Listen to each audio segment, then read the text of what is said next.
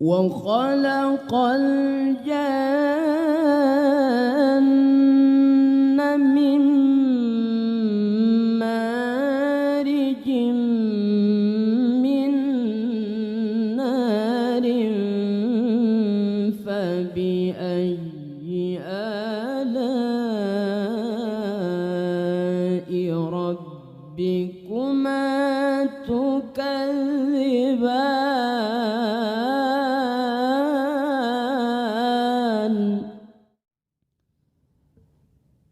رب المشرقين